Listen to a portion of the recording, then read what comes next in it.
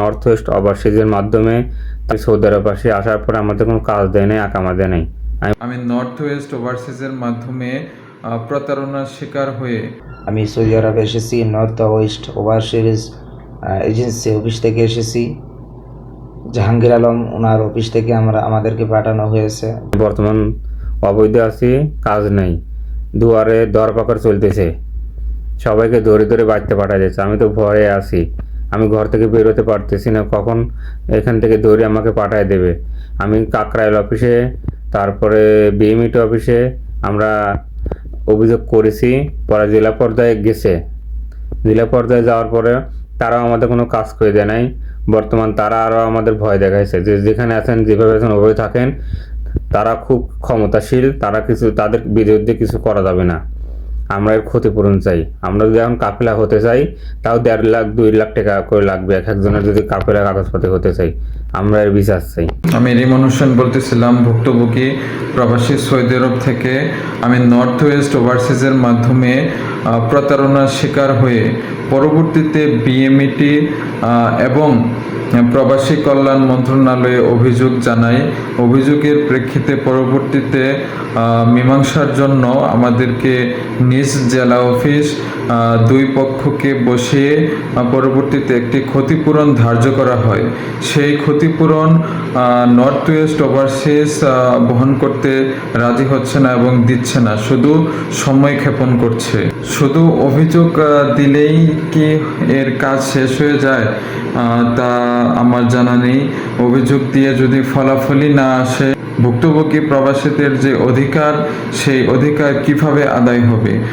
তাহলে কি প্রতিনিয়ত এরকম দালাল এবং এজেন্সিরা এরকম পার পেয়ে যাবে?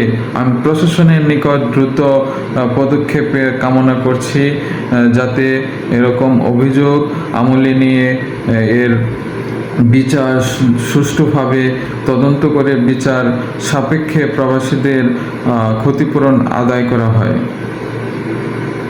আমি মোহাম্মদ নাইম হোসেন, সৌদি আরব প্রবাসী।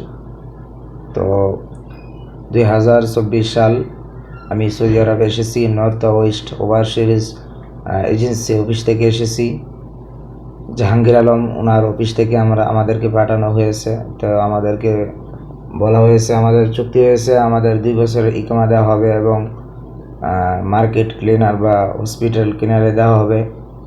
তো প্রায় 2 বছর হয়ে গেছে, আমাদের এখনও ইকামা নাই। যে কোনো সময় আমাদেরকে পুলিশে ধরে দেশে পাঠিয়ে দিতে পারে। তো ওইটা নিয়ে আমরা এজেন্সির সাথে যোগাযোগ করছি। এজেন্সির সাথে বলা হয়েছে, এজেন্সিরা বলছে যে সব কিছু ঠিকঠাক করে নেবে। তো Bangladesh BMET office, Bangladesh Dhaka office বড় অফিস, ওনার সাথে সাক্ষাৎ করা হয়েছে, আমাদের কথা হয়েছে। তো ওনারা জেলা ভিত্তিক আমাদেরকে সাক্ষাৎ বলার জন্য হয়েছে। তো আমরা জেলা সাক্ষাৎ করেছি। জেলা থেকে বলা হয়েছে যে আমাদের এটা সমাধান করা হবে। তো এটা সমাধান করা হয়নি। তো আমাদের বহুত অবস্থা, খুব খারাপ অবস্থায় আছি। এখনও ইকামা হয়নি, 2 বছর হয়ে গেছে আমরা অবৈধভাবে বসবাস করতেছি। 4 লাখ 5 লাখ টাকা দিয়ে এজেন্সি অফিসে জমা দিয়ে আমরা এসেছি। তো কোনো কথা কাজে কোনো ঠিকঠাক পাই নেই।